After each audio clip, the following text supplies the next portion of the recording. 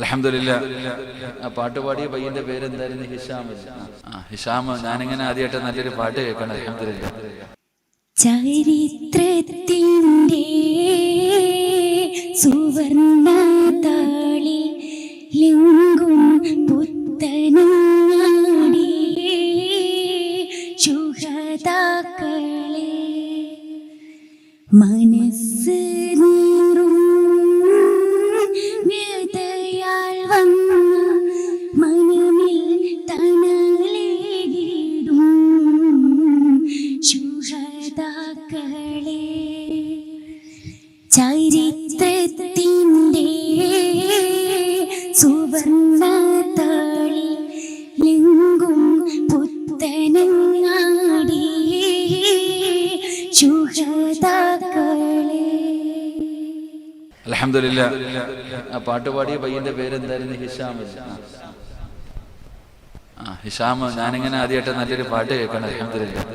അള്ളാഹുവിന്റെ ശബ്ദം അള്ളാഹു നിലനിർത്തി കൊടുക്കുമാറാകട്ടെ. പക്ഷെ ഓൻ ആ ശബ്ദം കൊണ്ട് ഖുർആൻ ഓതിയിരുന്നെങ്കിൽ എത്ര രസമായിരുന്നു.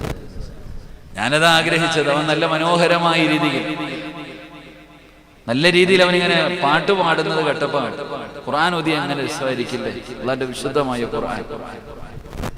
അപ്പൊ ഞാനിങ്ങനെ ചിന്തിച്ചു പോയി. പടച്ചോനെ, അള്ളാഹു എന്തായാലും അവനെന്ത് പോയാ ഷാമൻ അള്ളാഹു നല്ലപോലെ ഖുർആൻ ഓതാനുള്ള ഭാഗ്യം അള്ളാഹു കൊടുത്ത് അനുഗ്രഹിക്കുമാറാകട്ടെ. ഇപ്പൊ ഈ വഅള് പറയുന്ന മജ്ലിസിന്റെ ചുറ്റുഭാഗം മുഴുവനും അള്ളാഹുവിന്റെ മലക്കുകൾ കാവല് നിൽക്കുന്നുണ്ട്. ആ മലക്കുകൾ ഈ മജ്ലിസിൽ ഇരിക്കുന്നവർക്ക് വേണ്ടി ദുആ ചെയ്യുന്നുണ്ട്. പക്ഷെ നമ്മളെ സംബന്ധിച്ചിടത്തോളം നമുക്ക് കാണാൻ കഴിയുന്നില്ല. എങ്കിൽ അള്ളാഹുവിന്റെ മലക്കുകളെ നമുക്ക് കാണാൻ പറ്റുന്ന ഒരു സമയമുണ്ട്. നമ്മുടെ കണ്ണുകളൊക്കെ അള്ളാഹു തുറന്നു തരുന്ന ഒരു സമയം. അള്ളാഹുവിന്റെ വിശുദ്ധമായ ഖുർആൻ തന്നെ പറയുകയാ,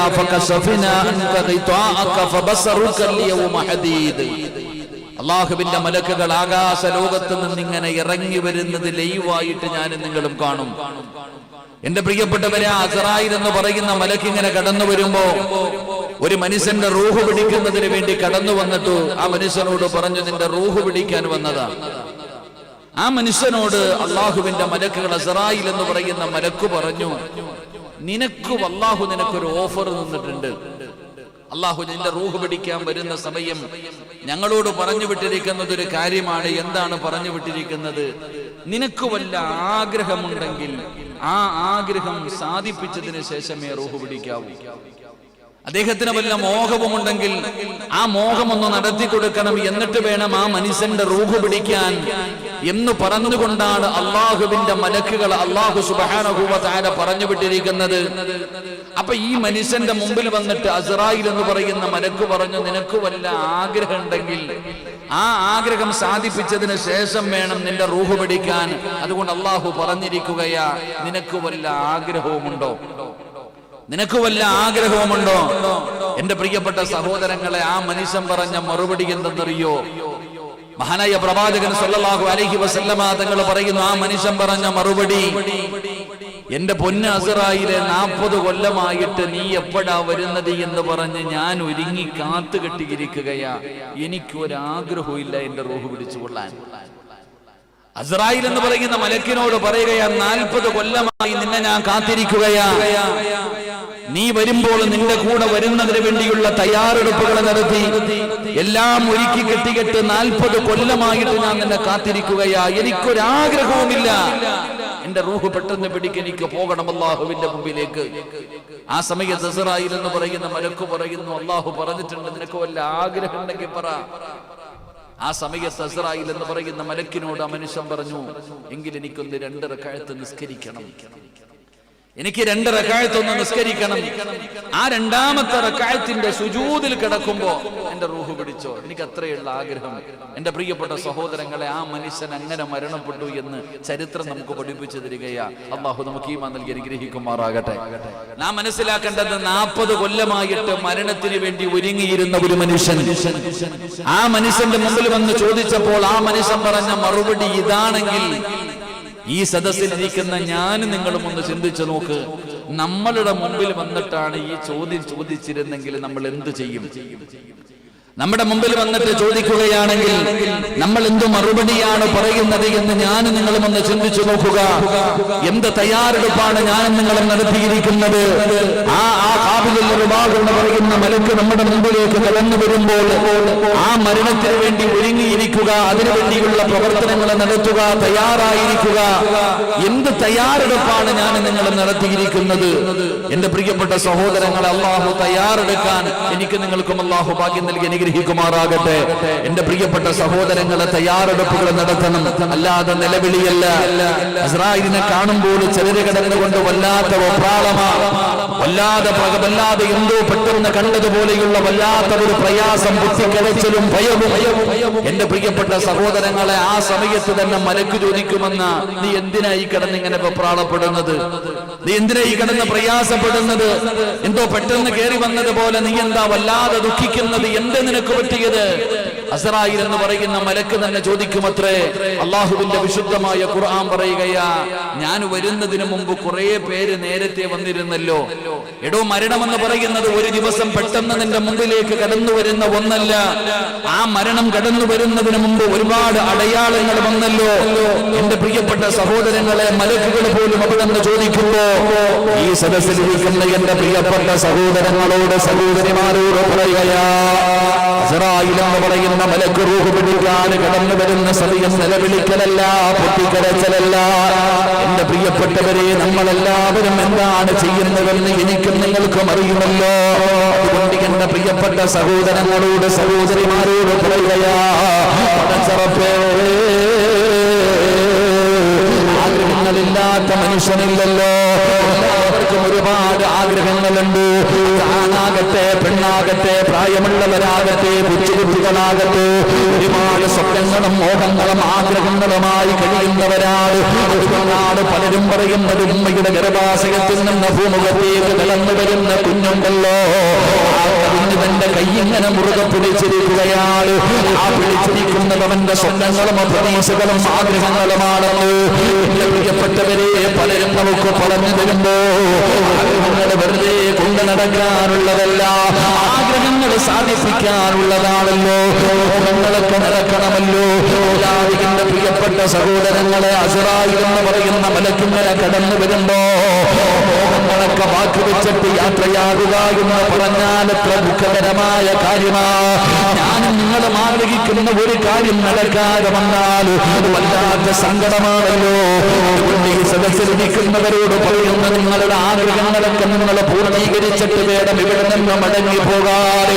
അല്ലാതെ പടച്ചവര് ഇസ്രായേൽ കടന്നു വരുന്ന സമയം ആഗ്രഹങ്ങളെ പൂർത്തീകരിക്കാതെ ഒരാളും ഇവിടെ നിന്ന് പോകരുത്. അതാ എന്റെ പ്രിയപ്പെട്ടവരെ, ആഗ്രഹങ്ങൾക്ക് വല്ലാത്ത സ്ഥാനമാണ്. അതുകൊണ്ടാണ് കൊടും കുറ്റവാളിയായ ഒരു മനുഷ്യനെ തൂക്കിക്കൊല്ലാതിരിക്കുകയാണ്, വധശിക്ഷയ്ക്ക് വിധിക്കുകയാ. ആഗ്രഹങ്ങളില്ലാത്ത ആരുമില്ല. എനിക്കും നിങ്ങൾക്കും എല്ലാവർക്കും ആഗ്രഹങ്ങളുണ്ട്. ഈ ആഗ്രഹങ്ങൾ മനസ്സിൽ കൊണ്ട് നടക്കാനുള്ളതല്ല, ആഗ്രഹങ്ങളൊക്കെ സാധിപ്പിച്ചിട്ട് വേണം ഈ ലോകത്ത് നിന്ന് യാത്ര പറയാൻ. അല്ലാഹു ഭാഗ്യം തരുമാറാകട്ടെ, അല്ലാഹു ഭാഗ്യം തരുമാറാകട്ടെ. എന്റെ പ്രിയപ്പെട്ട സഹോദരങ്ങളെ, എത്ര വലിയ കുറ്റവാളിയാണെങ്കിലും ഒരാളെ വധശിക്ഷയ്ക്ക് വിധിച്ചു, അവൻ കൊലപാതകയാകട്ടെ, തീവ്രവാദിയാകട്ടെ, ആരുമാകട്ടെ, അവനെ കൊല്ലുന്നതിന് മുമ്പ് അവനോട് ചോദിക്കും, നിന്റെ അവസാനത്തെ ആഗ്രഹം എന്താ? എന്റെ പ്രിയപ്പെട്ടവരെ, അവന്റെ അവസാനത്തെ ആഗ്രഹം എന്താണെന്ന് ചോദിച്ച് ആ ആഗ്രഹം പറ്റുന്നതാണെങ്കിൽ അതുവരെ സാധിപ്പിച്ചു കൊടുക്കും. അത് എത്ര വലിയ ക്രൂരനാണെങ്കിലും, എത്ര വലിയ മോശക്കാരനാണെങ്കിലും അവന്റെ ആഗ്രഹം സാധിപ്പിച്ചു കൊടുക്കുമെന്ന എന്റെ പ്രിയപ്പെട്ട സഹോദരങ്ങളെ, മനുഷ്യന്റെ ആഗ്രഹം ഇതാ. മനുഷ്യന്റെ ആഗ്രഹം അത് സാധിപ്പിക്കാനുള്ളതാ. അതുകൊണ്ട് ആഗ്രഹങ്ങളൊക്കെ സാധിപ്പിച്ചിട്ട് വേണം ഈ ലോകത്ത് നിന്ന് യാത്ര പറയാൻ. അള്ളാഹു നമുക്ക് ഭാഗ്യം തരുമാറാകട്ടെ, അള്ളാഹു ഭാഗ്യം തരുമാറാകട്ടെ. ഉറക്കപ്പറ, അള്ളാഹു ഭാഗ്യം തരുമാറാകട്ടെ. അപ്പൊ ഒരു മനുഷ്യന്റെ ആഗ്രഹങ്ങൾ എന്താ? ചിലര് ആഗ്രഹങ്ങൾ ബാക്കി വെച്ച്, മോഹങ്ങൾ ബാക്കി വെച്ച് ഈ ദുനിയാവിൽ മുഴുവനും ബാക്കി വെച്ചിട്ട് സങ്കടത്തോടു കൂടി മരിക്കുന്നവരുണ്ട്. എന്നാൽ ആഗ്രഹങ്ങൾ മുഴുവനും പൂർത്തീകരിച്ചിട്ട് മരിക്കുന്നവരുമുണ്ട്. ഇതിലെ ഏത് കൂട്ടത്തിൽ പെടണമെന്ന് നിങ്ങൾ തീരുമാനിക്കുക. അള്ളാഹു ഭാഗ്യം നൽകി അനുഗ്രഹിക്കുമാറാകട്ടെ. ആഗ്രഹങ്ങളൊക്കെ സാധിപ്പിച്ചിട്ട് മരിക്കണോ, അതോ ഈ ദുനിയാവും പോയി ആഖിറവും പോയി കരഞ്ഞുകൊണ്ട് നഷ്ടമാളിയെ പോലെ പരാജയപ്പെട്ടുകൊണ്ട് മരിക്കണോ? നിങ്ങൾ തീരുമാനിക്കുക. അള്ളാഹു ഭാഗ്യം നൽകി അനുഗ്രഹിക്കുമാറാകട്ടെ. സ്വല്ലല്ലാഹു അലൈഹി വസല്ലമ തങ്ങൾ ഇവിടുന്ന് പഠിപ്പിക്കുകയാണ്, നബി തങ്ങൾ നമുക്ക് പഠിപ്പിച്ചു തരുന്നു. എന്റെ പ്രിയപ്പെട്ട സഹോദരങ്ങളെ, ഞാൻ പറഞ്ഞു വന്നത് ഒരു മനുഷ്യന്റെ ആഗ്രഹങ്ങൾ പൂർത്തീകരിക്കാനുള്ളതാ. അതുകൊണ്ട് അതിന് വലിയ സ്ഥാനം നമ്മളും കൊടുക്കാറുണ്ട്. അത് നമ്മുടെ മാതാപിതാക്കൾ നമ്മളോട് നൽകിയ വസീയത്താണെങ്കിലും അല്ലെങ്കിൽ അവരുടെ മരണസമയത്തുള്ള ആഗ്രഹങ്ങളാണെങ്കിലും ആ ആഗ്രഹങ്ങളൊക്കെ പൂർത്തീകരിച്ചു കൊടുക്കുവാൻ ഞാനും നിങ്ങളും വല്ലാതെ പരിശ്രമിക്കുമ്പോൾ നമ്മുടെയൊക്കെ ആഗ്രഹങ്ങൾ എന്ന് പറഞ്ഞാൽ എന്റെ പ്രിയപ്പെട്ട സഹോദരങ്ങളെ ദുനിയാവിലെ മോഹങ്ങളാണ് നമുക്കുള്ളത്. പണമുണ്ടാക്കണം, അധികാരങ്ങൾ നേടണം, അല്ലെങ്കിൽ വേറെ എന്തെങ്കിലുമൊക്കെ നേട്ടങ്ങൾ ഉണ്ടാകണം. ഇതാണ് യഥാർത്ഥത്തിൽ നമ്മുടെയൊക്കെ ആഗ്രഹങ്ങൾ. എങ്കിൽ എന്റെ പ്രിയപ്പെട്ട സഹോദരങ്ങളെ, ഒരു മനുഷ്യന്റെ മരണം അടുത്തു വരുമ്പോൾ അസ്റായിൽ എന്ന് പറയുന്ന മലക്ക് അവനെ വിളിച്ചു കൊണ്ടുപോകുന്നതിന് വേണ്ടി അവന്റെ മുമ്പിലേക്ക് കടന്നു വരുമ്പോൾ അവന്റെ ആഗ്രഹം ഇതൊന്നുമല്ല, ദുനിയാവിലെ എന്തെങ്കിലും നേട്ടങ്ങളോ സ്ഥാനമാനങ്ങളോ കൊട്ടാരങ്ങളോ പണമുണ്ടാക്കണമെന്നോ അല്ലെങ്കിൽ എന്തെങ്കിലുമൊക്കെ നേടണമെന്നോ ഇതൊന്നുമല്ല അവന്റെ ആഗ്രഹം. എന്റെ പ്രിയപ്പെട്ട സഹോദരങ്ങളെ, അവന്റെ ആഗ്രഹം ആഖിറത്തെ കുറിച്ചുള്ള ചിന്തകളാണെന്ന് മഹാനായ നബിയുനാ റസൂലുള്ളാഹി സ്വല്ലല്ലാഹു അലൈഹി വസല്ലം. ആ അസ്റായിൽ എന്ന് പറയുന്ന മലക്ക് അവന്റെ ചാരത്തേക്ക് കടന്നു വരുമ്പോൾ അവൻ ആഗ്രഹിക്കുന്നത് റബ്ബിർജിഊന അമൽ സ്വാലിഹാ. ഒരു മനുഷ്യന്റെ മരണം അവന്റെ ചാരത്തേക്ക് കടന്നു വരുന്ന സമയം പടച്ചവനെ അവൻ ആഗ്രഹിക്കുന്നത് പണമുണ്ടാക്കാനല്ല, അല്ലെങ്കിൽ സ്ഥാനമാനങ്ങൾ നേടിയെടുക്കാനല്ല, കൊട്ടാരങ്ങളെ പണിയണം, എനിക്ക് സുഖിച്ച് ജീവിക്കണം, ആസ്വദിക്കണം, ഇതൊന്നുമല്ല. പടച്ചവനെ അവന് നഷ്ടബോധമാണ്. അല്ലാഹു തന്ന ആയുസ്സ് പാഴായി പോയല്ലോ, എല്ലാം നഷ്ടപ്പെട്ടു പോയല്ലോ. പടച്ചവനെ ഒരല്പസമയം എനിക്ക് കിട്ടിയിരുന്നെങ്കിൽ, എന്റെ പ്രിയപ്പെട്ടവരെ, ജീവിതത്തിലെ സമയത്തിന്റെ വില എനിക്ക് നിങ്ങൾക്കും അറിയില്ലല്ലോ. എല്ലാവരും സമയം ഇങ്ങനെ പാഴാക്കുകയാണ്. എങ്ങനെയാണ് സമയമെന്ന് പാഴാക്കി തീർക്കുക? നമുക്ക് ആ സമയത്തിന്റെ വില അറിയുന്നില്ലല്ലോ. എങ്ങനെ പടച്ചവനെ നമ്മൾ പാഴാക്കി കളയുന്ന സമയത്തിന്റെ വില എന്തെന്നറിയോ?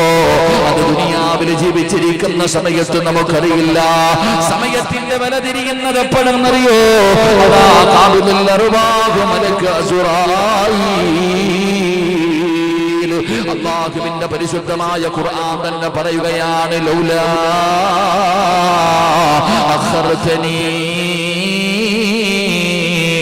ഇലാ അജലിൻ ഖരീബ്. അല്ലാഹുവിന്റെ വിശുദ്ധമായ ഖുർആൻ പറയുകയാണ്, എന്റെയും നിങ്ങളുടെയും മരണം ഇങ്ങനെ അടുത്തു വരുമ്പോ, അസ്റായീൽ എന്ന് പറയുന്ന മലക്ക് കണ്ണിന്റെ മുമ്പിലേക്ക് കടന്നു വരുമ്പോ, എന്റെയും നിങ്ങളുടെയും ജീവിതത്തിലെ ഏറ്റവും വലിയ മോഹം എന്തെന്നറിയോ?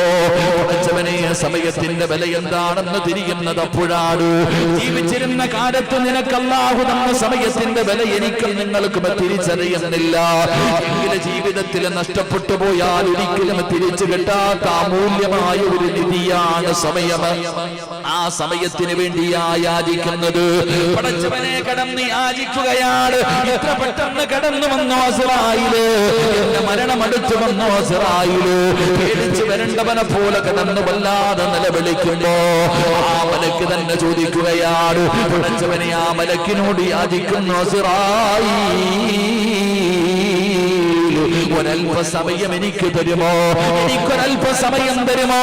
പടച്ചവനെ, മരണത്തിന്റെ സമയത്താണ് എനിക്ക് നിങ്ങൾക്കും സമയത്തിന്റെ വില എവിടെന്ന് മനസ്സിലാകുന്നത്. യാചിക്കുകയാ സമയത്തിന് വേണ്ടി, ഒരു നിമിഷം കിട്ടാൻ യാചിക്കുകയാണ്. പടച്ചവനെ, മരണത്തിന്റെ സമയത്ത് മാത്രമല്ലല്ലോ, അതിനകത്ത് കിടക്കുമ്പോഴും സമയത്തിന് വേണ്ടി യാചിക്കുകയാ. ഒരല്പസമയം എനിക്ക് തരുമോ? ഒരല്പസമയം എനിക്ക് തരുമോ? പടച്ചവനെ, റബ്ബിർജിഊൻ, എന്നെ മടക്കണേ എന്ന് ഖബറിനകത്ത് കിടന്ന് തെണ്ടുമെന്ന് അല്ലാഹുവിന്റെ വിശുദ്ധ ഖുർആൻ. പടച്ചവനെ, ഖബറിനകത്ത് മാത്രമല്ലല്ലോ, നാളെ പടച്ച റബ്ബിന്റെ പരലോകത്തേക്ക് അല്ലാഹുവിന്റെ കോടതിയിൽ ഇസ്റാഫീൽ എന്ന് പറയുന്ന മലക്ക് സൂറത്ത് പറയുന്ന കാഹളത്തിൽ ഓതുമ്പോ, ആ പുത്തനങ്ങാടി സുഗതാമക്കാവിന്റെ ചാരത്ത് കിടക്കുന്ന പള്ളിപ്പറമ്പിൽ നിന്ന് എല്ലാവരും എഴുന്നേറ്റ് നാളെ പടച്ച റബ്ബിന്റെ കോടതിയിൽ ചെമ്പിന്റെ തറയിൽ ഇങ്ങനെ നിൽക്കുമ്പോ, അല്ലാഹുവിന്റെ ഭയാനകമായ നരകവും ആ സംഹസറയിലെ ശിക്ഷകൾ കാണുമ്പോ അവിടെ കടന്നുകൊണ്ടും പറയുന്നു, റബ്ബനാ അബ്സർനാ വസമിഅനാ ഫർജിഅനാ. അവിടെ കിടന്ന സമയത്തിന് വേണ്ടിയാ യാചിക്കുന്നത്, അവിടെ കിടന്നു സമയത്തിന് വേണ്ടിയാ യാചിക്കുന്നത്. എന്റെ പ്രിയപ്പെട്ടവരെ, മരണം കണ്ണിന്റെ മുമ്പിലേക്ക് കടന്നു വരുന്ന സമയം ഞാനും നിങ്ങളും എത്ര കടന്ന് യാചിച്ചാൽ ഒരു നിമിഷം പോലും അല്ലാഹു തരില്ലല്ലോ, ഒരൊറ്റ മിനിറ്റ് പോലും പടച്ചറപ്പ് തരില്ലല്ലോ. ആ മരണം എത്തിയിരിക്കുന്ന അല്ലാഹു നിശ്ചയിച്ചിരിക്കുന്ന സമയത്തിൽ ഒരു മിനിറ്റ് മുമ്പോട്ടുമില്ല, ഒരു മിനിറ്റ് പിന്നോട്ടുമില്ല. ആ നിശ്ചയിച്ചിരിക്കുന്ന സമയത്ത് തന്നെ അല്ലാഹുവേ, അസ്റായിൽ എന്ന് പറയുന്ന മലക്ക് എന്റെയും നിങ്ങളുടെയും റൂഹ് പിടിച്ചുകൊണ്ട് കടന്നു പോകുമെന്ന് പരിശുദ്ധമായ ഖുർആൻ എന്നോടും നിങ്ങളോടും ഉണർത്തി തരുമ്പോ എന്റെ പ്രിയപ്പെട്ട സഹോദര, സമയത്തിന് വല്ലാത്ത വിലയാ.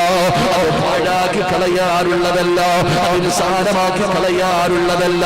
പടച്ചവനെ അല്ലാഹുവിനെ മറന്നുകൊണ്ട് പടച്ചറപ്പ് ചെയ്തു തരുന്ന അനുഗ്രഹങ്ങൾ മുഴുവനും രണ്ട് കൈയും നീട്ടി സ്വീകരിച്ചു അല്ലാഹുവിനെ നന്ദികേട് കാണിച്ചുകൊണ്ട് പടച്ചറപ്പിനെ മറന്നു നടക്കുന്നവരുണ്ടല്ലോ. ദുനിയാവ് സുഖിക്കാറുള്ളതാണ്, ആസ്വദിക്കാറുള്ളതാണ്, അടിച്ചു പൊളിക്കാറുള്ളതാണ്. അതുകൊണ്ട് തിന്നാൻ ഇഷ്ടമുള്ളത് തിന്നു കുടിച്ച് ആസ്വദിച്ച് നടക്കുന്നവരുണ്ടല്ലോ. പടച്ചറപ്പിനെ മറന്നുകൊണ്ട് നടക്കുന്ന മനുഷ്യ, ആകാശലോകത്ത് നിന്ന് മലക്കുകൾ ഇറങ്ങി വരുന്ന രംഗം ഇങ്ങനെ കാണുമ്പോ പിടഞ്ഞ് താഴെ വീഴുകയാ, പിടഞ്ഞ് താഴെ വീഴുകയാ. അല്ലാഹുവിന്റെ മലക്കുകൾ നിന്റെ അടുക്കൽ വന്നിട്ട് പറയുകയാ, അല്ലാഹുവിന്റെ മലക്കുകൾ നിന്റെ അടുക്കൽ വന്നിട്ട് പറയുകയാ, നിന്നെ കൊണ്ടുപോകാമെന്നതാണ്, നിന്റെ റൂഹ് പിടിക്കാമെന്നതാണ്. ഇദാ ബലഗതി ത്വറാഖിയ വകീല മൻ وظن أنه الفراق والتفت الساق بالساق إلى ربك يومئذ المساق. അല്ലാഹുവിന്റെ മലക്കുകൾ പറയുന്ന നിന്റെ റൂഹ് പിടിക്കാമെന്നതാണ്, നിന്നെ കൊണ്ടുപോകാമെന്നതാണ്. ആരെ വേണമെങ്കിലും നീ വിളിക്ക്, നിന്നെ രക്ഷപ്പെടുത്താൻ ആളെ കിട്ടുമെങ്കിൽ നീ എന്ന് വിളിക്കൂ എന്ന് പറഞ്ഞുകൊണ്ട് അവന്റെ റൂഹ് പിടിച്ചുകൊണ്ട് പോകുമെന്ന് പരിശുദ്ധമായ ഖുർആൻ ഇവിടെ പരിചയപ്പെടുത്തുമ്പോ അല്ലാഹുവിന്റെ മലക്കുകൾ ചിരിക്കുന്ന മുഖത്തോട്, പ്രകാശിക്കുന്ന മുഖത്തോട്, നല്ല വസ്ത്രം ധരിച്ച് വരിവരിയായി ആകാശലോകത്ത് നിന്ന് ഇറങ്ങി വരികയാണ്. അവരോട് സലാം പറയുകയാണ്. അവന്റെ ചാരത്ത് വന്ന് നിന്നിട്ട് അല്ലാഹുവിന്റെ മലക്കുകൾ അവനോട് സ്വാഗതം പറയുകയാ. യാ അയ്യതുഹൻ നഫ്സുൽ മുത്മഇന്ന ഇർജിഇ إلى ربك راضية مرضية فادخلي في عبادي وادخلي جنتي. അല്ലാഹുവിന്റെ മലക്കുകൾ അവിടുന്ന് സ്വാഗതം പറയുകയാ, അവനെ സമാധാനിപ്പിക്കുകയാ. അവനോട് പറയുന്നു, ആകാശത്തിന്റെ ലോകത്തേക്ക് നോക്ക്. ആകാശത്തിന്റെ കവാടങ്ങൾ മുഴുവനും തുറന്നിട്ട് കൊണ്ട് മലക്കുകൾ വരി വരിയായി നിൽക്കുകയാണ്. ഞങ്ങളുടെ കയ്യിലിരിക്കുന്ന പട്ടുവസ്ത്രം കണ്ടോ, ഇത് നിന്റെ റൂഹ് പൊതിഞ്ഞു കൊണ്ടുപോകാമെന്നതാണ്, നിന്നെ സ്വീകരിക്കാമെന്നതാണ്. നീ എന്തിനാ കരയുന്നത്, നീ എന്തിനാ വിഷമിക്കുന്നത്? അല്ലാഹുവിന്റെ മലക്കുകൾ മരിക്കാൻ കിടക്കുന്നവന്റെ ചാരത്ത് വന്ന് നിന്ന് സ്വാഗതം പറയുകയാ, അവിടെന്ന് സമാധാനിപ്പിക്കുകയാണ്. പടച്ചവരെ, ശാന്തമായ രീതിയിൽ അവന് യാചിക്കണ്ട, അവന്റെ മോഹങ്ങൾ മുഴുവനും സാധിക്കുകയാണ്. നല്ല രീതിയിൽ മയ്യത്ത് കാണാൻ വരുന്നവരെ മുഴുവനും കുതിപ്പിച്ചുകൊണ്ട് കിടക്കുകയാണ്. ഇതുപോലെ അവൻ അവിടെന്ന് യാത്ര പറയുമെന്ന് അല്ലാഹുവിന്റെ വിശുദ്ധമായ ഖുർആൻ അവിടെന്ന് പറയുമ്പോ എന്റെ പ്രിയപ്പെട്ട മുസ്ലിമേ, ആഗ്രഹങ്ങളൊക്കെ നടക്കണ്ടേ, മോഹങ്ങളൊക്കെ നടക്കണ്ടേ. അല്ലാതെ ആഗ്രഹങ്ങളെ ബാക്കി വെച്ചിട്ട് നിങ്ങൾ ഒരാളും ഇവിടെ നിന്ന് യാത്രയാകരുത്. എന്റെ പ്രിയപ്പെട്ട സഹോദരങ്ങളോട്, മുഅ്മിനീങ്ങളോട് മഹാനായ നബി മുഹമ്മദ് മുസ്തഫ സല്ലല്ലാഹു അലൈഹി വസല്ലമ തങ്ങൾ അവിടെന്ന് പറയുകയാ. അതുകൊണ്ട് ഈ സദസ്സിലിരിക്കുന്നവരോട് പറയുന്നു, എല്ലാവരും ആഗ്രഹങ്ങൾ പൂർത്തീകരിച്ചിട്ട് വേണം പോകാൻ, അല്ലാതെ വെറുതെ പോകരുത്. മഹാനായ ഇബ്രാഹിം ഇബ്രാഹിം ഇബ്നു യസീദുൽ അബ്ദി റളിയല്ലാഹു തആല അൻഹു മഹാനവറുകളുടെ മുമ്പിലേക്ക് ഒരു മനുഷ്യനെ കടന്നു വരികയാണ്. മഹാനവറുകളുടെ മുമ്പിലേക്ക് റിയാഹുൽ കൈസ് എന്ന് പറയുന്ന ഒരു മനുഷ്യനുണ്ടല്ലോ. മഹാനവറുകളുടെ ചാരത്ത് വന്നിട്ട് പറയുന്ന തങ്ങളെ, എനിക്ക് നന്നാകണം തങ്ങള്, എനിക്ക് നന്നാകണം തങ്ങള്. പടച്ചറപ്പിനെ ഭയന്നുകൊണ്ട് ജീവിക്കണമെന്ന് എനിക്ക് വല്ലാത്ത ആഗ്രഹമുണ്ട്. അതുകൊണ്ട് എന്റെ ദുനിയാവും എന്റെ ആഖിറവും രക്ഷപ്പെടാനുള്ള ഒരു വഴി എനിക്ക് പറഞ്ഞു തരുമോ? മഹാനവറുകളുടെ മുമ്പിൽ ഒരു ചെറുപ്പക്കാരൻ വന്ന് ചോദിക്കുമ്പോ മഹാനവറുകൾ പറയുന്നു, എങ്കിൽ എന്റെ കൂടെ വാ. എന്താ ചോദിച്ചതെന്നറിയോ? എനിക്ക് രക്ഷപ്പെടണം, ദുനിയാവൻ രക്ഷപ്പെടണം, ആഖിറവൻ രക്ഷപ്പെടണം. എനിക്ക് നാളെ പടച്ചറപ്പിന്റെ മുമ്പിൽ രക്ഷപ്പെട്ടുകൊണ്ട് സ്വർഗത്തിലേക്ക് കടന്നു പോകണം. അതിനെനിക്കൊരു നല്ല ഉപദേശം പറഞ്ഞു തരണം. മഹാനവറുകളോട് അവിടെ നിന്ന് ചോദിക്കുമ്പോ അവിടെ നിന്ന് ആ ചെറുപ്പക്കാരനോട് പറയുന്നു, നിനക്ക് ഞാൻ നിനക്ക് നല്ല ഒരു ഉപദേശം ഞാൻ പറഞ്ഞു തരാ. ആ ചെറുപ്പക്കാരന്റെ കൈ പിടിച്ചുകൊണ്ട് പള്ളിപ്പറമ്പിലേക്ക് പോകുകയാ. ആ ചെറുപ്പക്കാരന്റെ കൈ പിടിച്ചുകൊണ്ട് പള്ളിപ്പറമ്പിലേക്ക് പോകുകയാണ്. ഖബർസ്ഥാനിന്റെ മുമ്പിൽ കൊണ്ട് നിർത്തിയിട്ട് മഹാനവറുകൾ ചോദിക്കുന്നു, ഈ പള്ളിപ്പറമ്പിൽ കിടക്കുന്ന കബറാളികൾക്ക് വല്ല മോഹവുമുണ്ടോ? പള്ളിപ്പറമ്പിൽ കിടക്കുന്ന കബർ കാണിച്ചു കൊടുത്തിട്ട് പറയുകയാ, ഈ കബറിനകത്ത് കിടക്കുന്നവർക്ക് വല്ല മോഹവുമുണ്ടോ? അവർക്കൊരേ ഒരു മോഹമേ ഉള്ളൂ, പടച്ചവനെ ആ കബറിനകത്ത് നിന്ന് എഴുന്നേറ്റ് ദുനിയാവിലേക്കൊന്ന് പോകാൻ കഴിഞ്ഞിരുന്നെങ്കിൽ എനിക്ക് നിസ്കരിക്കാമായിരുന്നല്ലോ, എനിക്കൊരുപാട് നന്മകൾ ചെയ്യാമായിരുന്നല്ലോ. പടച്ചവനെ ആ കബറിനകത്ത് കിടന്ന് യാചിക്കുകയാണ്, അവരാഗ്രഹിക്കുകയാണ്. ആ കിടക്കുന്ന കബർ കാണിച്ചു കൊടുത്ത് കബറിനകത്ത് കിടക്കുന്ന മനുഷ്യന്റെ ആഗ്രഹം ഇതാണ് എന്ന് പറഞ്ഞു കൊടുത്തിട്ട് മഹാനവറുകൾ കൂട്ടിക്കൊണ്ടുപോയ ചെറുപ്പക്കാരനോട് പറയുന്നു, മോനെ, ഈ കബറിനകത്ത് കിടക്കുന്നവർക്ക് ഒരിക്കലും എഴുന്നേറ്റ് ദുനിയാവിലേക്ക് മടങ്ങി വരാൻ കഴിയില്ലല്ലോ, അവർക്ക് നിസ്കരിക്കാൻ കഴിയില്ലല്ലോ, അവർക്ക് ഖുർആൻ ഓതാൻ കഴിയില്ലല്ലോ, അവർക്ക് ദിക്ർ പറയാൻ കഴിയില്ലല്ലോ, അവർക്ക് ഒരുപാട് നന്മകൾ ചെയ്യാൻ കഴിയില്ലല്ലോ. പക്ഷേ നിനക്ക് പറ്റുമല്ലോ.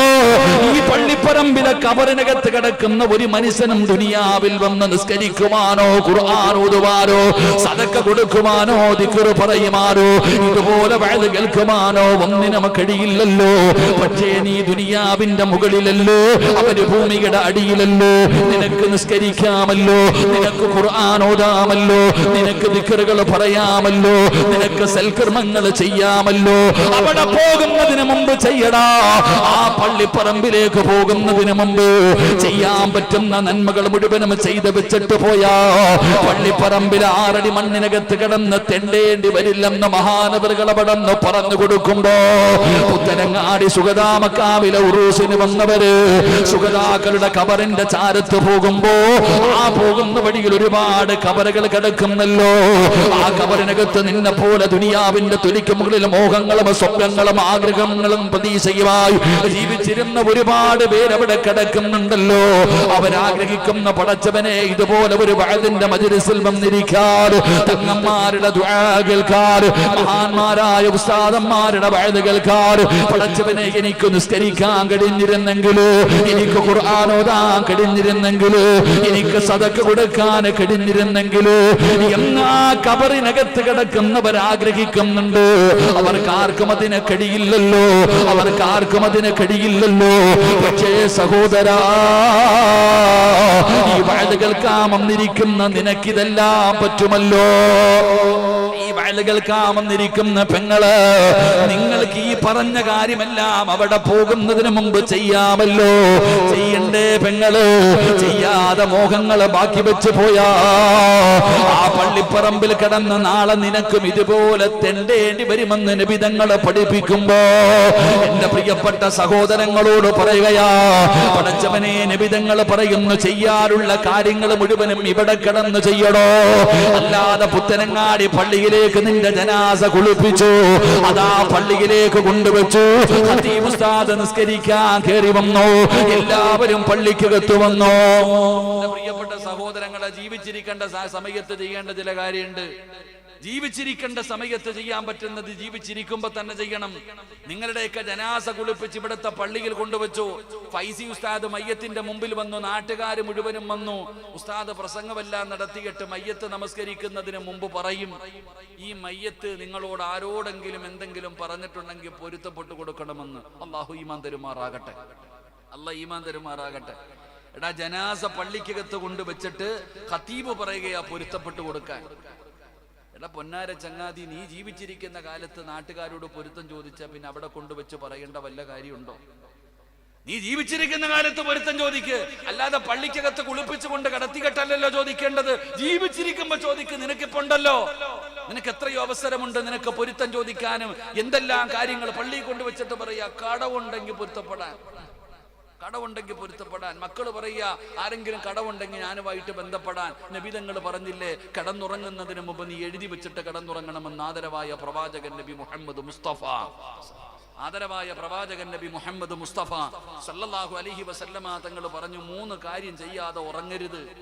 3 കാര്യം ചെയ്യാതെ ഉറങ്ങരുത്. അതിൽപ്പെട്ട ഒരു കാര്യമാണ്, എന്റെ പ്രിയപ്പെട്ടവരെ, സാമ്പത്തിക ഇടപാടുകൾ ഉണ്ടെങ്കിൽ എഴുതി വെക്കണം. അതാ പണ്ടുള്ളവർ മരിച്ചു കഴിഞ്ഞ കട്ടിലിനടിയിലും തലകണിരടിയിലൊക്കെ നോക്കും എന്തെങ്കിലും എഴുതി വെച്ചിട്ടുണ്ടോന്ന്. ഇപ്പൊ പിന്നെ ഒന്നും വെക്കാറില്ല. അള്ളാഹു കാക്കുമാറാകട്ടെ. എന്റെ പ്രിയപ്പെട്ട സഹോദരങ്ങളെ, പള്ളിക്കകത്ത് കൊണ്ടുവച്ചിട്ട് ഖതീബ ചോദിക്കുന്ന, അല്ലാതെ മക്കളല്ല ചോദിക്കുന്നേ. ജനാസ കൊണ്ടുവന്ന് പുത്തനങ്ങാടി പള്ളിയിൽ വെച്ചിട്ട് ഫൈസി ഉസ്താദ ചോദിക്കുന്നത്, ഈ മനുഷ്യൻ ആരെങ്കിലുമായി സാമ്പത്തിക ഇടപാടുകൾ ഉണ്ടെങ്കിൽ മക്കളുമായിട്ട് എന്താ ഫൈസി ഉസ്താദിന്റെ വാപ്പായ കിടക്കണേ? അല്ലല്ലോ, വല്ലവന്റെ വാപ്പ. നീ ചോദിയില്, അത് ചോദിക്കത്തില്ല. മക്കളെ ചോദിക്കത്തില്ല. എടാ, മക്കളല്ലേ പറയേണ്ടത് ഈ കിടക്കുന്നത് എന്റെ വാപ്പ. ആർക്കെങ്കിലും പൈസ തരാനുണ്ടെങ്കിൽ ഞങ്ങളുമായിട്ട് ബന്ധപ്പെടും. കൂടുതൽ മക്കളും പറയാറില്ല, കാരണം ആരെങ്കിലും ചെന്നാലോ കൊടുക്കേണ്ടി വരും. അള്ളാഹു കാക്കുമാറാകട്ടെ. പറയാ, എന്റെ വാപ്പ ആരോടെങ്കിലും എന്തെങ്കിലും പറഞ്ഞിട്ടുണ്ടെങ്കിൽ പൊരുത്തപ്പെടണം. പുത്തരങ്ങാടി പള്ളിയിലൂടെ വായി നോക്കി നടന്നപ്പോ ഇങ്ങനെ തലയും കുനിച്ച് നടന്നു. അപ്പം ചോദിക്കണ്ടായിരുന്നു, അപ്പൊ പൊരുത്തവും ചോദിക്കണ്ട, കടവുള്ള കാര്യം പറയണ്ട. അങ്ങനെ ചില കാര്യങ്ങൾ ഇവിടെ അപ്പോഴല്ല ചെയ്യണ്ടേ. പള്ളിപ്പറമ്പിൽ പോയിട്ട് പറയുക, അല്ല എന്നെ കയറ്റി വിട്ടിരുന്നെങ്കിൽ ഞാൻ നിസ്കരിക്കാം. അല്ല എന്നെ ഒന്ന് കയറ്റി വിട്ടിരുന്നെങ്കിൽ ഞാൻ നിസ്കരിക്കാം. റൂഹ് പിടിക്കാൻ വരുമ്പോ അസ്രായിലിനോട് പറയുന്നു, ഒരു മിനിറ്റ് താ, എനിക്ക് നിസ്കരിക്കണം, എനിക്ക് ഖുർആൻ ഓതണം, എനിക്ക് സദക്ക കൊടുക്കണം. എത്ര കൊല്ലം തന്നായിരുന്നു പെങ്ങന്മാര് നിങ്ങൾക്കൊക്കെ? അല്ല എത്രയോ കൊല്ലം നിങ്ങൾക്ക് തന്നു. അപ്പൊ ഒന്നും ചെയ്യണ്ടായിരുന്നു. അവസാനം നാണം കെട്ട് നഷ്ടവാടിയെ പോലെ, പരാജയപ്പെട്ടവരെ പോലെ മോഹങ്ങൾ ബാക്കിയാക്കിയിട്ട് പോകുകയാ. അള്ളാഹു കാക്കുമാറാകട്ടെ, അള്ളാഹു നമ്മളെ കാക്കുമാറാകട്ടെ. അതുകൊണ്ട് ഞാൻ പറയുന്നത്, ജീവിച്ചിരിക്കുന്ന കാലത്ത് തങ്ങളവർക്ക് അള്ളാഹു ആഫിയത്തുള്ള ദീർഘായുസ്സ് കൊടുക്കുമാറാകട്ടെ. എന്റെ പ്രിയപ്പെട്ട സഹോദരങ്ങളെ, അൽഹംദുലില്ലാ, എന്റെ പ്രിയപ്പെട്ട സഹോദരങ്ങളെ, നമ്മുടെ മോഹങ്ങളൊക്കെ നടക്കണം. എന്തേ പൊരുത്തം ചോദിക്കാൻ വല്ലാത്ത മടി എന്താ? ആരെയെങ്കിലും എന്തെങ്കിലും പറഞ്ഞിട്ടുണ്ടെങ്കിൽ പൊരുത്തം ചോദിക്കണം. നിസ്കരിക്കാനും വിവാദത്തുകൾ ചെയ്യാൻ സമയമുണ്ടെങ്കിൽ നിങ്ങൾ ചെയ്യണം. എന്റെ പ്രിയപ്പെട്ട സഹോദരങ്ങളെ, അല്ലാതെ യാചിക്കലല്ല. എന്റെ പ്രിയപ്പെട്ടവരെ, അല്ലാഹുവിന്റെ പ്രവാചകൻ സല്ലല്ലാഹു അലൈഹി വസല്ലമ തങ്ങൾ പറയുകയാ, പെങ്ങളെ എല്ലാവരും ആ ശുഹദാ മഖാമിലേക്ക് കടന്നു വരുമ്പോ ഖബർസാനിലൂടെയല്ലേ കടന്നു വരുന്നത്? പടച്ചവനെ, താഴെയുള്ള വഴിയിലൂടെ വരുമ്പോ പെണ്ണുങ്ങൾക്ക് വരാനുള്ള വഴിയിൽ ഖബറാട്, ആണുങ്ങൾ പോകുന്ന വഴിയിലും ഖബറാട്. സഹോദരാ, ആ ഖബറിനെക്കാളും നിനക്ക് ഉപദേശം തരാ ലോകത്താരെ കൊണ്ടാ കഴിയുക? നിന്നെ പോലെ ഒരുപാട് സ്വപ്നങ്ങളും മോഹങ്ങളും ആഗ്രഹങ്ങളുമായി ഈ നാട്ടിൽ ജീവിച്ച എത്രയോ ആണുങ്ങളും പെണ്ണുങ്ങളും പള്ളിപ്പറമ്പിൽ കിടക്കുകയാണ്. അവരാഗ്രഹിക്കുന്നു, പടച്ചവര് എനിക്കൊരവസരം കിട്ടിയിരുന്നെങ്കിലോ, എനിക്കൊരവസരം കിട്ടിയിരുന്നെങ്കിലോ. പെങ്ങളെ, നിനക്ക് അല്ലാഹു അവസരം തന്നല്ലോ, നിനക്ക് ചാൻസ് തന്നല്ലോ. എന്റെ പ്രിയപ്പെട്ട വാപ്പാ, നിനക്ക് ഒരുപാട് നന്മകൾ ചെയ്യാൻ അല്ലാഹു അവസരം തന്നല്ലോ. എന്തുകൊണ്ടാണ് നീ നന്മ ചെയ്യാത്തത്? എന്തുകൊണ്ടാണ് നീ സൽക്കർമ്മങ്ങൾ ചെയ്യാത്തത്? അല്ലാഹു അവസരം തന്നിട്ട് പാഴാക്കിയിട്ട് പിന്നെ കടന്ന് കരഞ്ഞിട്ട് കാര്യമില്ലല്ലോ. അതുകൊണ്ട് എന്റെ പ്രിയപ്പെട്ടവരെ, മരണം പറയുന്നത് ഇഷ്ടമല്ല, ഖബർ പറയുന്നത് ഇഷ്ടമല്ല, നരകം പറയുന്നത് ഇഷ്ടമല്ല. പടച്ചവനെ, മരണത്തിന് ശേഷമുള്ള ജീവിതത്തെ കുറിച്ച് പറഞ്ഞു തരുന്നത് പോലും എനിക്കും നിങ്ങൾക്കും ഇഷ്ടമല്ലല്ലോ. എങ്കിൽ എന്റെ പ്രിയപ്പെട്ട സഹോദരൻ, സഹോദരാ, എന്റെ പ്രിയപ്പെട്ട ചെറുപ്പക്കാരാ, അല്ലാഹുവിന്റെ പ്രവാചകൻ സ്വല്ലല്ലാഹു അലൈഹി വസല്ലമ തങ്ങളെ നന്നാകാനുള്ള എളുപ്പവഴി പറഞ്ഞപ്പോ അബൂദർ എന്ന് പറയുന്ന ചെറുപ്പക്കാരനായ സ്വഹാബി നബി തങ്ങളുടെ മുമ്പിൽ വന്നിട്ട് ചോദിക്കുന്നു, യാ റസൂലല്ലാഹ്, അല്ലാഹുവിന്റെ നബിയേ, എനിക്ക് നന്നാകണം നബിയേ, എനിക്ക് ഒരുപാട് നന്മകൾ ചെയ്യണം നബിയേ, അതിനൊരു വഴി പറഞ്ഞു തരാ നബി തങ്ങളോട് അബൂദർ എന്ന് പറയുന്ന സ്വഹാബി ചോദിച്ചപ്പോ അല്ലാഹുവിന്റെ പ്രവാചകൻ നന്നാകാനുള്ള എളുപ്പവഴി പറഞ്ഞു കൊടുത്തത് പള്ളിപ്പറമ്പിലെ ഖബറിന്റെ ചാരത്ത് ചെല്ലാനാ. ആ ഖബറിന്റെ ചാരത്ത് കൂടാ അങ്ങോട്ടും ഇങ്ങോട്ടും ഞാനും നിങ്ങളും നടക്കുന്നത്. ആ ഓർമ്മയില്ലല്ലോ ഉപ്പാ, ആ ഓർമ്മയില്ലല്ലോ പെങ്ങള്. അതുകൊണ്ട് എന്റെ പ്രിയപ്പെട്ട പെങ്ങളോട് പറയുകയാ, പൊരുത്തം ചോദിക്കണമെങ്കിൽ ഇപ്പൊ ചോദിക്കൂ.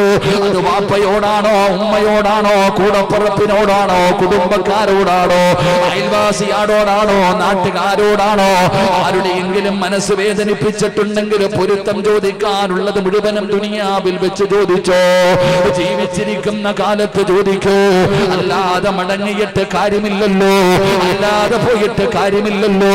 പടച്ചവനെ തൗബ ചെയ്താൽ അല്ലാഹു കള്ളു കുടിച്ചവനെ പുറത്തു കൊടുക്കുമല്ലോ, വ്യഭിചരിച്ചവനെ പുറത്തു കൊടുക്കുമല്ലോ, പലിശ തിന്നവനെ പുറത്തു കൊടുക്കുമല്ലോ, ശിർക്ക് ചെയ്തവന് പോലും അല്ലാഹു ഉദ്ദേശിക്കുന്നവർക്ക് പടച്ച റബ്ബ് പുറത്തു കൊടുക്കുമല്ലോ. കാരണം അല്ലാഹു കരുണയുള്ളവനാ, അല്ലാഹു ഗഫൂറാണ്, അല്ലാഹു റഹീമാണ്. ആ പാപങ്ങളൊക്കെ അല്ലാഹു പുറത്തു കൊടുക്കുമല്ലോ. പക്ഷേ ഈ നാട്ടിലെ ഏതെങ്കിലും ഒരു പെണ്ണിനെ കുറിച്ച് നീ എന്തെങ്കിലും മോശമായത് പറഞ്ഞു, അവളെ വേദനിപ്പിച്ചു, അവളെ നാണം കെടുത്തി, എന്നിട്ട് നീ തൗബ ചെയ്തിട്ട് കാര്യമില്ല. ആരെ കുറിച്ചാണോ പറഞ്ഞത് അവരുടെ കയ്യിൽ പിടിച്ച് പൊരുത്തം ചോദിക്കൂ. മനുഷ്യനും മനുഷ്യനുമുള്ളത് മനുഷ്യനും തീർക്കണമെന്നാണ്. അതുകൊണ്ട് പടച്ചവര് പാപ്പാ, നീ രാവും പകലും ഇങ്ങനെ നടക്കുമ്പോ ഒരുപാട് പേരെ കാണുന്നവനല്ലേ. കുറ്റം പറഞ്ഞവര് നിന്റെ കണ്ണിന്റെ മുമ്പിലൂടെ നടക്കുന്നല്ല വാപ്പാ. എന്തേ പൊരുത്തം ചോദിക്കാത്തത്? എന്തേ നിനക്ക് ചോദിക്കാൻ കഴിയാത്തത്? അതുകൊണ്ട് സഹോദരങ്ങളെ, നിങ്ങൾ അവരോട് പൊരുത്തം ചോദിക്കൂ. പടച്ചവനെ കടം വല്ലതുമുണ്ടോ? നിസാരമല്ല. മഹാനായ ആദരവായ പ്രവാചകൻ നബി മുഹമ്മദ് മുസ്തഫ സല്ലല്ലാഹു അലൈഹി വസല്ലമ തങ്ങൾ ജനാസ പള്ളിയിൽ കൊണ്ടുവച്ച നബി തങ്ങൾ ചോദിക്കുന്നു, സ്വഹാബാ, ജനാസയ്ക്ക് കടമുണ്ടോ സ്വഹാബാ? ജനാസയ്ക്ക് കടമുണ്ടോ സഹാബാ? കടമുണ്ടെന്ന് പറഞ്ഞാൽ നബി തങ്ങൾ പറയും, നിങ്ങൾ ആരെങ്കിലും നിസ്കരിക്കാൻ. കടമില്ലെന്ന് പറഞ്ഞാലേ നബി തങ്ങൾ നിസ്കരിക്കാറുള്ളൂ. അതുകൊണ്ട് എന്റെ പ്രിയപ്പെട്ടവരെ, കടം ജനാസ പള്ളിയിൽ കൊണ്ടുവച്ചിട്ടല്ല പറയേണ്ടത്, എഴുതി വെക്കണം. വീട്ടാൻ പറ്റുന്നവര് കടങ്ങൾ വീട്ടടോ, പറ്റാത്തവർ എഴുതി വെക്കണേ, എഴുതി വെക്കാതെ ഉറങ്ങല്ലേ.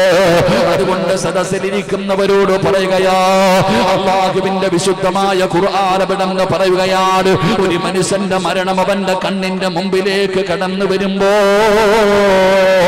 അവന് യാചിക്കുന്നത് എന്തിനു വേണ്ടിയാ? അവന് യാചിക്കുന്നതിന് വേണ്ടി എന്തിനു വേണ്ടിയാണ് യാചിക്കുന്നതെന്നറിയോ? അല്ലാഹുവിന്റെ ഖുർആൻ അവിടുന്ന് ഒന്നാമതായി പറയുകയാണ്, ഒരാളുടെ മരണം അടുത്തു വരുമ്പോ, അസ്റായിൽ എന്ന് പറയുന്ന മലക്ക് റൂഹ് പിടിക്കാൻ വരുമ്പോ ഒരു മനുഷ്യന് യാചിക്കുന്ന ഒന്നാമത്തെ കാര്യം എന്തെന്നറിയോ? സഹോദരാ, സഹോദരി, അല്ലാഹുവിന്റെ വിശുദ്ധമായ ഖുർആനാ പറയുന്നത്, ലൗലാ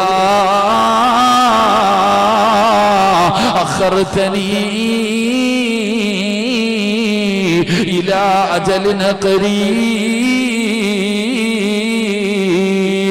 ഫഅസ്വദ്ദക വഅകും മിനസ് സ്വാലിഹീൻ വലൻ യുഅഖിറ അല്ലാഹു നഫ്സൻ ഇദാ ജാഅ അജലുഹാ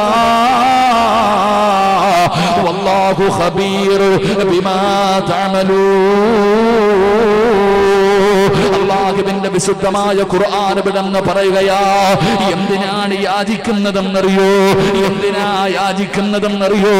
എന്റെ പ്രിയപ്പെട്ട ചെറുപ്പക്കാരാ,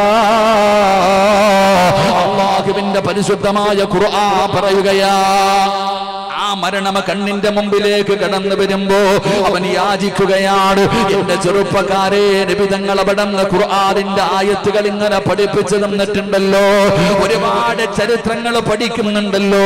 പടച്ചവനെ, ഇന്ന് മുതൽ 4-5 ദിവസം ഇവിടത്തെ ഉറൂസാണല്ലോ. ഈ പള്ളിയിലും ഈ മക്കാമിന്റെ ചാരത്തും നടക്കുമ്പോ ഖബർ കാണുന്ന ചെറുപ്പക്കാരാ, നീ ആവശ്യമില്ലാത്ത ചിന്തകളുമായി നടക്കുമ്പോ നിനക്ക് ഞാനൊരു ചെറുപ്പക്കാരനെ പറഞ്ഞു തരാ. റബീ ഇബ്നു ഖൈസം എന്ന് പറയുന്ന ഒരു ചെറുപ്പക്കാരനുണ്ടായിരുന്നു. യുവത്വത്തിന്റെ നടുവിലൂടെ നടന്നു പോയ റബീ ഇബ്നു ഖൈസം എന്ന് പറയുന്ന ചെറുപ്പക്കാരനുണ്ടല്ലോ, അല്ലാഹുവേ, ഖബറിനെ കുറിച്ച് പറയുന്നത് കേട്ടപ്പോ തന്റെ വീടിന്റെ മുമ്പിൽ ഖബർ കുടിക്കുകയാണ്, തന്റെ വീടിന്റെ മുമ്പിൽ ഖബർ കുടിക്കുകയാണ്. പടച്ചവനെ, രാവിലെയും വൈകിട്ടും ഖബറിനകത്ത് ഇറങ്ങിക്കിടക്കുകയാ. റബീ ഇബ്നു ഖൈസം എന്ന് പറയുന്ന ചെറുപ്പക്കാരൻ തന്റെ വീടിന്റെ മുറ്റത്ത് ഖബർ കുടിച്ചിട്ടിട്ട് രാവിലെയും വൈകിട്ടും ഖബറിനകത്ത് ഇറങ്ങിക്കിടന്നുകൊണ്ട് കരയുകയാ. പടച്ചവനെ, ജനങ്ങൾ, അയൽവാസികൾ പരാതി പറഞ്ഞു, റബീ ഇബ്നു ഖൈസം എന്ന് പറയുന്ന ചെറുപ്പക്കാരൻ തന്റെ അയൽവാസികൾ വീടിന്റെ മുറ്റത്ത് ഖബർ കുടിച്ചിട്ടിട്ട് ആ വീടിന്റെ മുറ്റത്ത് കിടക്കുന്ന ഖബറിനകത്ത് ഇറങ്ങിക്കിടന്ന് കരയുന്നു എന്ന് പരാതി പറഞ്ഞപ്പോ സുബ്ഹാനല്ലാഹ്, റബീ ഇബ്നു ഖൈസം തന്റെ റൂമിനകത്ത് ഖബർ കുടിക്കുകയാ. ആ ഖബറിനകത്ത് ഇറങ്ങിക്കിടക്കുകയാണ്. ഖബറിനകത്ത് ഇറങ്ങിക്കിടന്നിട്ട് പലകകൾ മുഴുവനും എടുത്ത് അടച്ചു വെക്കുകയാ. എന്നിട്ട് ആ ഖബറിനകത്ത് കിടന്ന് കരയും, ആ ഖബറിനകത്ത് കിടന്ന് കരയും, റബ്ബിർജിഊ,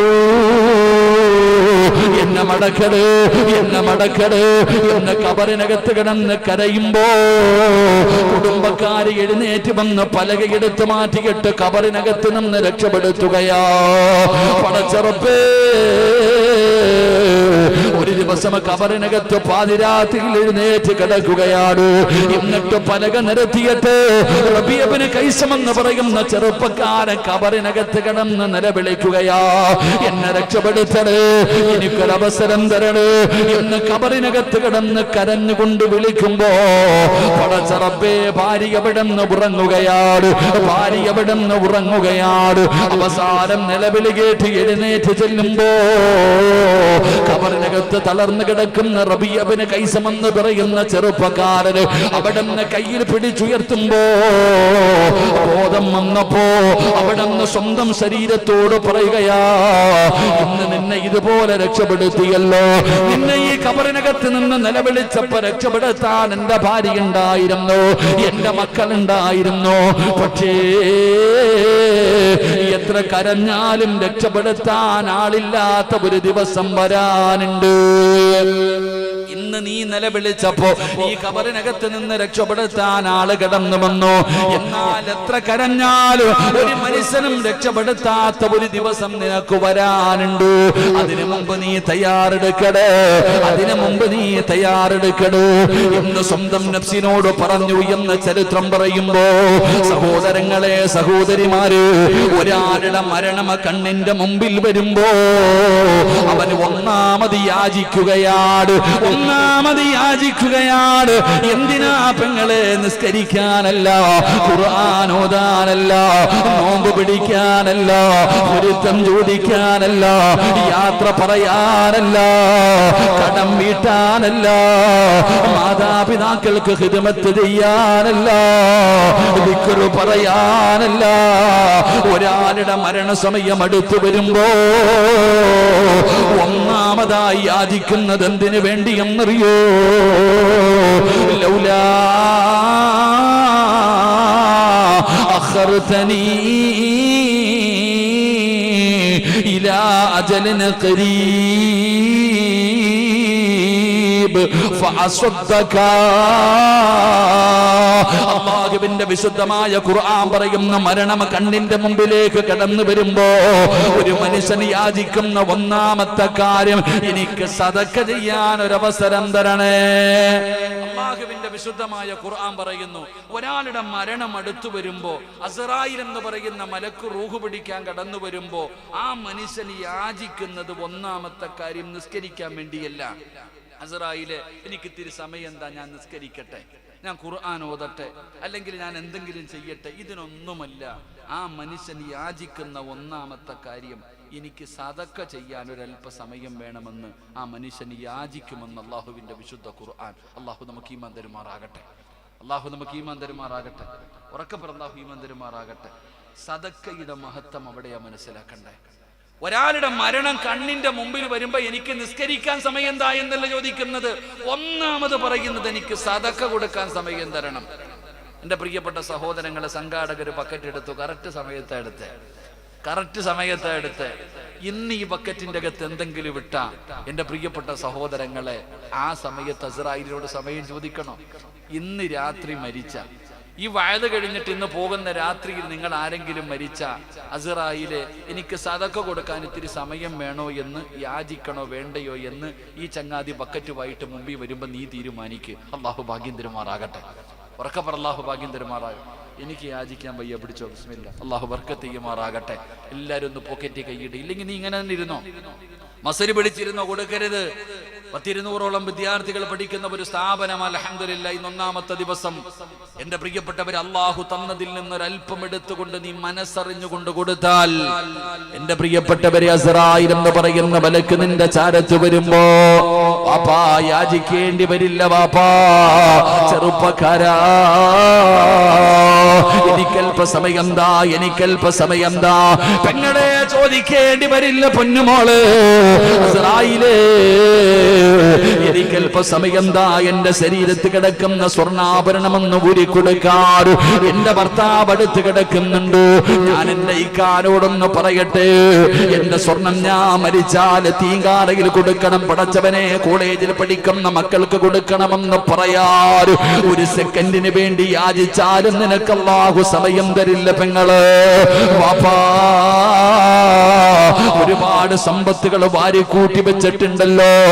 പടച്ചവനെ, മരണസമയം അടുത്ത് വരുന്ന സമയത്ത് ചോദിക്കുകയാ, ഒരു നിമിഷം ദാ എന്റെ സമ്പാദ്യത്തിൽ നിന്നൊരൽപ്പം എടുത്തിട്ട് പടച്ചവര് ഈ കോളേജിൽ പഠിക്കുന്ന ഖുർആൻ പഠിക്കുന്ന ഒരു പൊന്നുമോന് എനിക്ക് ഹാഫിളാകാൻ പറ്റിയില്ല, ആലിമാകാൻ പറ്റിയില്ല. പടച്ചവനെ, ആ സ്ഥാപനത്തിൽ പഠിക്കുന്ന ഒരു കുഞ്ഞിനെയെങ്കിലും എന്റെ പേരിലൊന്ന് പഠിപ്പിക്കണേ എന്ന് പറയാറുള്ള ഒരു സമയത്തിന് വേണ്ടി യാചിക്കുമെന്ന് ഖുർആൻ പറയുമ്പോ പെങ്ങളെ വെറുതെയാകില്ല, ചെറുപ്പക്കാരാ വെറുതെയാകില്ല. മഹാനായ നബി മുഹമ്മദ് മുസ്തഫ സല്ലല്ലാഹു അലൈഹി വസല്ലമ തങ്ങൾ പറയുകയാ, അസ്സദഖത്തു റദ്ദുൽ ബലാ, സദഖ വിപത്തിനെ തട്ടിമാറ്റുമെന്ന് നബി മുഹമ്മദ് മുസ്തഫ സല്ലല്ലാഹു അലൈഹി വസല്ലമ തങ്ങൾ പറയുമ്പോ മാരകമായ രോഗങ്ങള്, പടച്ചവനെ, ആരാ പറഞ്ഞത് രോഗങ്ങൾക്ക് മരുന്നില്ലെന്ന് ആരാ പറഞ്ഞത്? അല്ലാഹുവിന്റെ പ്രവാചകൻ പറയുന്നു, അല്ലാഹുവിന് ചില അടിമകളുണ്ട്.